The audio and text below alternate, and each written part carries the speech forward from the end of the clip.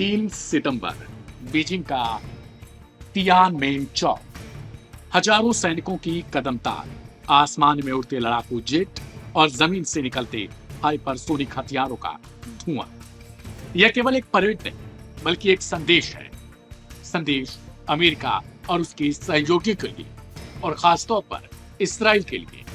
चीन अपने विजय दिवस की सालगिरह पर दुनिया को दिखा रहा है कि नई भू राजनीतिक धुरी अब आकार ले चुकी है। चीन, रूस, ईरान और नॉर्थ कोरिया का गठजोड़। इस मंच पर रूसी राष्ट्रपति व्लादिमीर पुतिन मौजूद होंगे, जो यूक्रेन युद्ध में पश्चिमी प्रतिबंधों और नेटो दबाव के बावजूद डटे हुए हैं। उनके ठीक बगल में नॉर्थ कोरिया के supreme leader Kim Jong Un, जिनकी मिसाइलें जापान और दक्षिण कोरिया के लिए एक अस्थायी खतरा बनी हुई हैं। वहीं ईरान के राष्ट्रपति मसूद पेजेश्कियान भी मौजूद होंगे। एक ऐसा देश जिसे अमेरिका और इसराइल लंबे समय से अपने सबसे बड़े विरोधी के रूप में देखते आए हैं और जिसकी ड्रोन और मिसाइल तकनीकी मध्य पूर्व के समीकरण बदल रही है। बीजिंग इस आयोजन को सिर्फ ऐतिहासिक स्मृति नहीं बना रहा, बल्कि एक रणनीतिक मंच भी तैयार कर रहा है। यह संदेश साफ है, पश्चिम के दबाव के दौर में चीन और उसके साझेदार एकजुट खड़े हैं। जहां अमेरिका अपने सैन्य ठिकानों और प्रतिबंधों के बल पर वर्चस्व बनाए रखना चाहता है, वहीं यह धुरी एक वैकल्पिक शक्ति केंद्र के रूप में भी सामने आ सकती है। नॉर्थ कोरिया की मौजूदगी खास मायने रखती है। किम जोंग उन अब तक किसी भी बहुपक्षीय मंच पर नहीं दिखाई दिए। यह पहली बार होगा जब वे चीन और रूस के साथ कंधे से कंधा मिलाकर खड़े होंगे और साथ में ईरान भी होगा।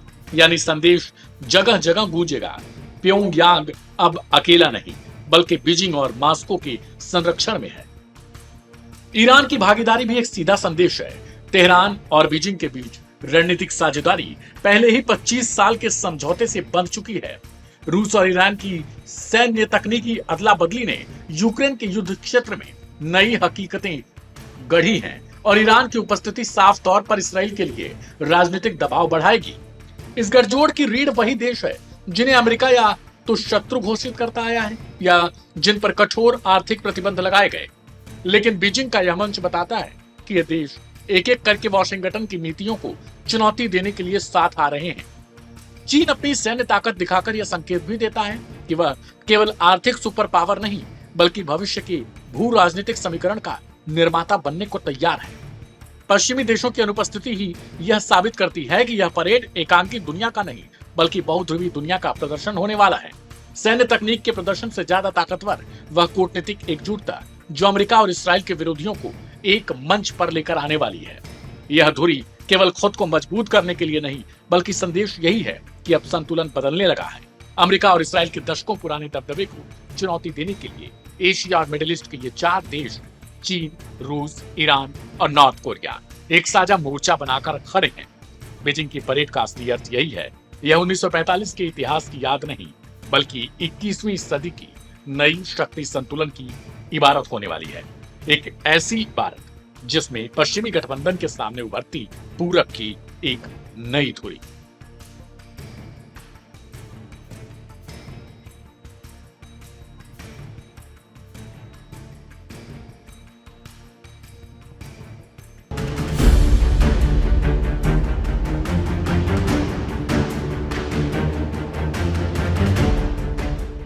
इजराइल और यमन के हूतियों के बीच चल रहे टकराव ने एक नया मोड़ ले लिया है और ये नया मोड़ काफी खतरनाक और एक बड़े युद्ध की तरफ इशारा भी कर रहा है।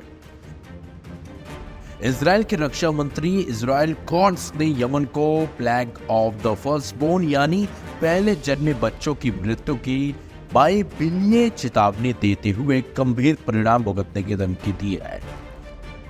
इसके बाद सना पर हुए भीषण हवाई हमलों ने यमन के आम नागरिकों के लिए हालात और भी ज्यादा बदतर बना दिए हैं। दरअसल इजराइल ने हाल ही में यमन की राजधानी सना पर एक के बाद एक कई हवाई हमले किए। इन हमलों में अयाज में स्थित एक तेल डिपो, बिजली संयंत्र और एक अन्य नागरिक संरचनाएं पूरी तरह तबाह हो गई। स्थानीय मीडिया और हूती अधिकारियों के मुताबिक इन हमलों में कम से कम 6 लोगों की मौत हो गई जबकि 80 से ज्यादा लोग घायल हुए हैं। हमलों के बाद शहर के बड़े हिस्से में अंधेरा छा गया और जगह जगह आग लग गई।